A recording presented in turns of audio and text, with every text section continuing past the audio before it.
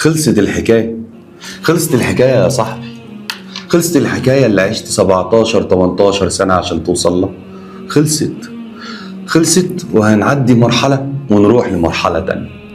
خلصت الحكاية بالحلو اللي فيها والوحش اللي فيها. خلصت بالشوامل، خلصت بالمشاوير، خلصت بسهر الليالي، خلصت بقيمة الكتب اللي قدامك، خلصت بتعب الأهالي وسهرهم جنبك، خلصت وانت قاعد زعلان. اوعى تزعل، كمل الفيديو وما تزهقش. هحكي لك قصة هتغير حياتك كلها، قصة فيها عبرة. قصة كانت مشهورة زمان. كان مرة واحد أعرابي عنده حصان عربي أصيل غالي قوي، وعنده ابن قوي شاب، والناس كلها كانت بتحسده على الحصان ده عشان هو يعتبر كده أغنى راجل في القرية بتاعته، عشان الحصان ده مفيش منه اتنين. المهم في يوم الحصان ده هرب منه ومن المزرعة وجري في الصحراء. جم الناس عشان يعزوه وقالوا له معلش خير ربنا يعوضك. رد الراجل المؤمن اللي واثق في ربنا انه ما بيضيعش اللي عنده، قال لهم لعله خير. استغربوا جدا، خير ازاي؟ شوية والحصان ده قاد مجموعة من الأحصنة من الصحراء اللي هم كانوا تايهين في الصحراء، لأنه كان هو قوي فقدر يجيبهم معاه ويرجع على المزرعة بتاعت الراجل.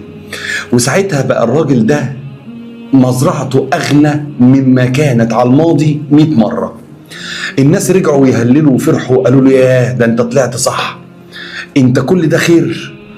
ضحك الراجل وقال لهم لعله شر.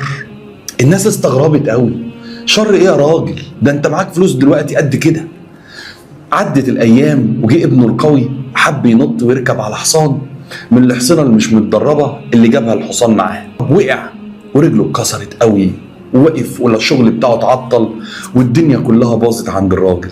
جاله الناس يواسوه ويقولوا له معلش ربنا يعوضك على كسرة رجل ابنك. ضحك الراجل وقال لهم ربنا أدرى لعله خير. استغربوا برضو، ايه الراجل الراضي بقضاء ربنا ده؟ ازاي واثق كده ان خير؟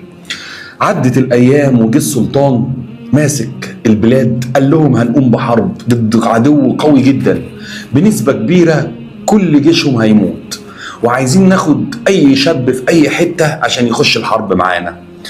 كل الاهالي قلبها اتوجع لما خدوا ولادهم لان عارفين بنسبة كبيرة هيموتوا. وجه السلطان عند الراجل ده وشاف ابنه، لقى ابنه رجله مكسورة.